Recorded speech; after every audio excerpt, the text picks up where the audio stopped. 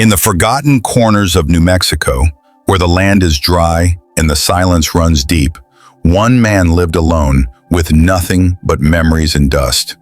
But everything changed the day he found a girl hanging from a tree with a sign around her neck that said, "The white man does not forgive." In the dry heart of New Mexico, where the sun scorched the land and the wind carried old whispers, lived a man named Mateo. He was a lonely rancher.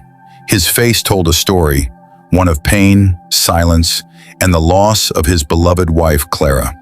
Since her death, his ranch had known only stillness. One afternoon, riding along the edge of his land, Mateo spotted something that froze his blood.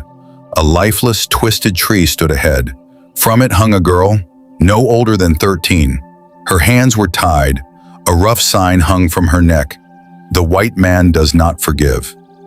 Mateo jumped from his horse and ran to her. She was still alive, barely. Her eyes were wide, dark, and full of fear. He cut her down, cradled her gently, and whispered, "You're safe now, little one." She didn't speak, but he could tell. She was Apache. Her clothes, the beads in her hair, everything spoke of a tribe whose land had been stolen. Back at his ranch, Mateo laid her by the fire, gave her water, and cared for her wounds. In time, she shared her name, Nayeli. Through broken Spanish, she told him how white settlers had invaded her village. She'd run, but a group of men caught her. They said she stole something and left her hanging as a warning. Mateo listened in silence. He knew what it felt like to be judged. The town thought he was a bitter man who had given up on life. But in Nayeli, he saw something different. A chance to care again, a reason to live. Days passed. She got stronger. Mateo taught her how to ride horses and feed the chicks. She taught him how to braid ropes from yucca fiber, an Apache tradition. There was laughter again. Light, life, but not peace. One evening a rider came. It was Caleb, a cruel local rancher known for hating Native Americans. He looked Mateo in the eye and growled, "You've got an Apache girl here. That kind brings nothing but trouble." Mateo stood tall. "She's my guest. She stays." Caleb said nothing more, but his glare was a promise of danger. Still, the days went on. One morning, as they fixed a fence together, Nayeli whispered, "I'm scared. If they find me again, they'll kill me." Mateo didn't hesitate. "You have a home here, Nayeli. No one will touch you while I'm alive." Those words were more than a promise. They were a stand against years of grief, fear, and silence. But fate wasn't finished. A week later, Caleb returned, this time with armed men. They accused Mateo of hiding a fugitive.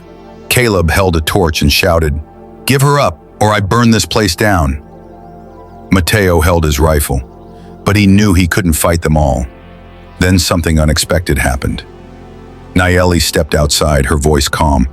"I don't want anyone to die for me." But Mateo blocked her path.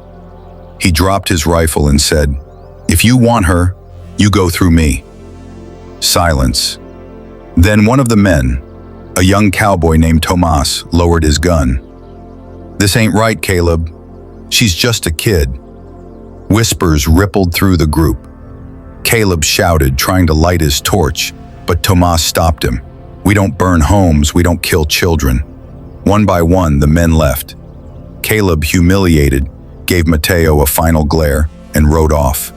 That night, under the stars, Mateo and Nayeli shared stories. He told her about Clara and how love kept him alive after she was gone. She spoke of an Apache healer who taught her to find hope in small things, even in pain. With a shy smile, she said, "You saved me, Mateo, but I think I saved you too." Mateo nodded, tears in his eyes. For the first time in years, he wasn't alone. Nayeli stayed. Mateo never had a daughter, but now he had something close.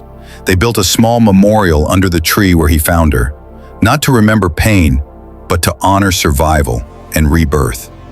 As word spread, neighbors began to visit, not with judgment, but with curiosity and respect. The man once seen as a broken loner had become a quiet hero, all because he chose compassion over fear. And in that desert where the wind still whispered, the story of Mateo and Nayeli became legend, a reminder that even in the harshest places, the human heart can shine. Like the morning sun, warm, constant, and full of hope. He gave her shelter. She gave him purpose. In a world divided by fear and hate, one act of kindness sparked a legend. Mateo wasn't just a rancher anymore.